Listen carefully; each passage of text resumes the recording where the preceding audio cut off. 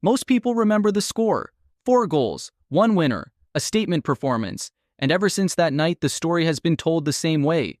The United States simply had more quality, more talent, more depth, more firepower. Case closed. But what if that isn't actually what decided the match?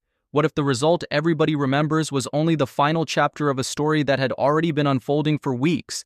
Because when people look back at USA's 4-1 victory over Paraguay, they usually focus on what happened after the game started.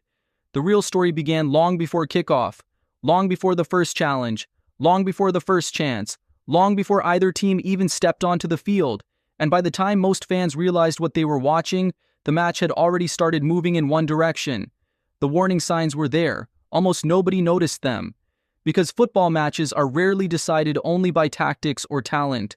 Sometimes they are decided by something much harder to see: belief, pressure, fear, and the moment one team starts carrying more emotional weight than the other. That was the invisible battle that shaped everything. The United States entered the match carrying expectations that few teams in world football ever truly experience. Hosting a major tournament sounds exciting. It sounds like an advantage. The crowds are yours. The stadiums are yours. The country is yours. But pressure has a strange way of disguising itself as opportunity.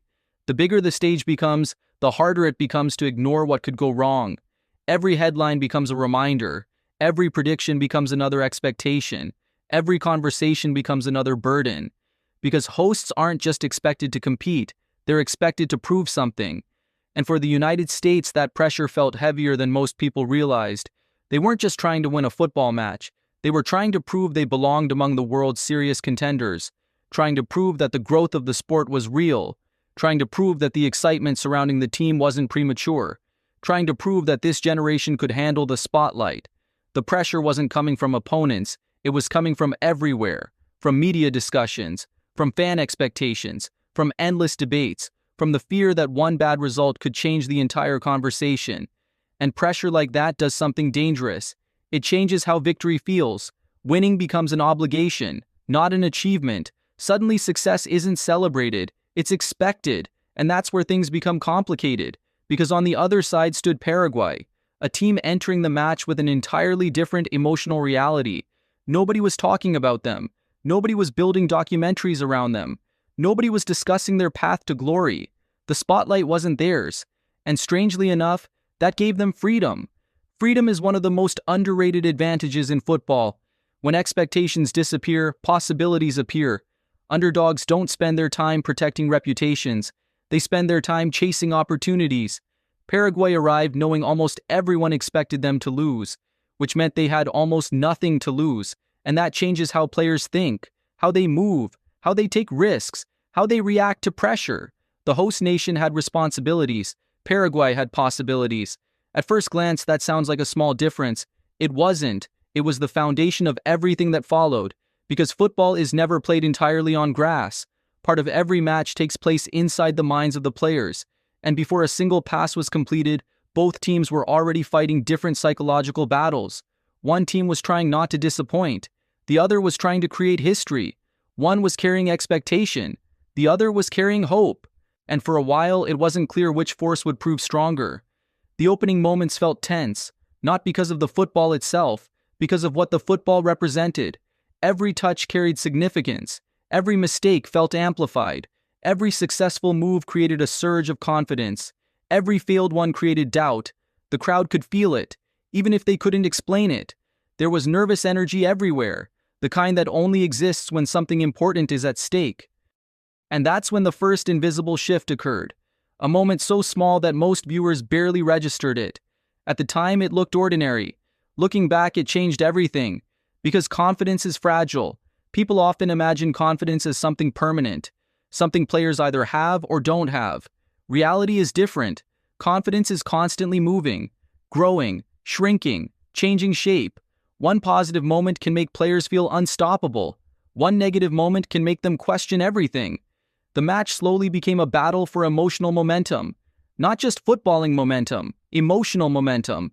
The kind that spreads through an entire stadium. The kind that jumps from player to player. The kind that transforms anxiety into belief, or belief into panic. And once it starts moving, it becomes incredibly difficult to stop. The crowd began playing a role, not intentionally, not strategically, naturally. Every roar became reassurance, every cheer became fuel, every reaction became information. Players feed off energy whether they want to or not. Humans are wired that way. When thousands of people believe something good is about to happen, the atmosphere changes. The players feel it, the opponents feel it, the game feels it, and suddenly the emotional balance began shifting. Not dramatically, gradually, like a tide moving beneath the surface. The United States started looking more comfortable, more confident, more certain. Paraguay started facing a problem they hadn't anticipated. The game wasn't just becoming difficult, it was becoming emotional. And emotional games create emotional decisions. That's where things started unraveling. Not because Paraguay lacked talent, not because they stopped trying, because belief was beginning to move in the opposite direction. Every minute without a breakthrough increased pressure. Every setback increased frustration. Every missed opportunity carried more weight than the one before. Football can be cruel that way. The longer uncertainty lasts, the louder doubt becomes. And doubt is dangerous, not because it guarantees failure, because it changes behavior. Players start forcing passes, forcing decisions, forcing moments, trying to create solutions instead of trusting them to arrive. And that's often when mistakes appear. The fascinating thing about psychological collapses is that they rarely feel dramatic in the moment. There isn't usually one giant explosion. It's often a series of tiny fractures, small moments, small hesitations, small losses of confidence, each one insignificant by itself. Together, devastating. Paraguay found themselves trapped in that process. The game wasn't completely gone, but it was beginning to slip away. And deep down, players know when momentum changes, long before commentators mention it, long before statistics reflect it. Players can feel it. The pace feels different. The energy feels different. The confidence feels different. The entire emotional texture of the match changes, and that's exactly what was happening. Meanwhile, the United States experienced the opposite transformation. Pressure that had felt overwhelming before kickoff started disappearing. The fear of embarrassment faded, the anxiety faded, the uncertainty faded, and once those barriers disappeared, something powerful emerged. Freedom, the very thing Paraguay had possessed at the start. Now it belonged to the hosts. That shift changed everything. Because talented players become even more dangerous when they're free. When fear disappears, instinct takes over. Movements become sharper. Decisions become faster. Creativity returns. Confidence grows. The team that had entered the match carrying the burden of expectations suddenly looked liberated. And liberation can be contagious. One confident player inspires another. One successful moment creates another. Momentum begins accelerating. The crowd senses it. The players sense it. The opponents sense it. And once everyone senses it, stopping it becomes incredibly difficult. The scoreline eventually reflected what was happening emotionally. But by then, the result wasn't creating the story. The story was creating the result. That's the part many people miss. They see 4 goals and assume the difference was talent. But football rarely works that simply. Talent matters. Of course it matters. But talent doesn't operate in isolation. Talent operates inside emotional environments, inside psychological realities, inside moments of confidence and doubt. The United States didn't just win because they had good players.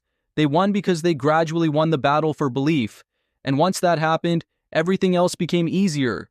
Passes felt easier, runs felt easier, decisions felt easier, the game itself felt easier.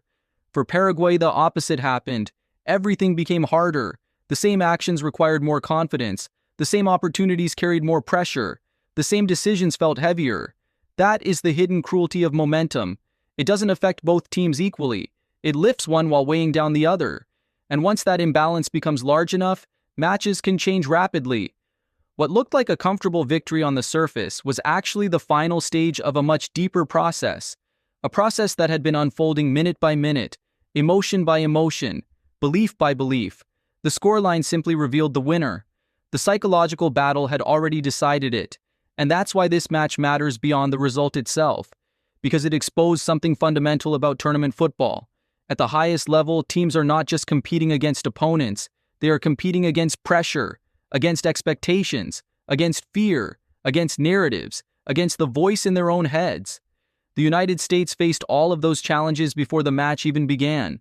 For a while, it looked like those pressures might become a problem. Instead, they became fuel. And once confidence replaced anxiety, the entire game transformed. The final score became the headline, but headlines rarely tell the whole story. Years from now, many fans will remember the 4 goals. They'll remember the celebration. They'll remember the statement victory. What they may not remember is the invisible battle that came first, the battle for belief, the battle for emotional control, the battle that quietly unfolded beneath every pass, every challenge, every reaction from the crowd. Because the result changed everything, but the reason why is far more interesting. It wasn't just about football, it was about pressure, it was about expectation, it was about a host nation learning how to carry the weight of an entire tournament. And it was about the moment fear stopped driving the story, the moment belief took over. That was the turning point. That was the shift nobody noticed. And in the end, that was the real difference between 4-1 and something entirely different. The scoreline told us who won. The battle for belief told us why.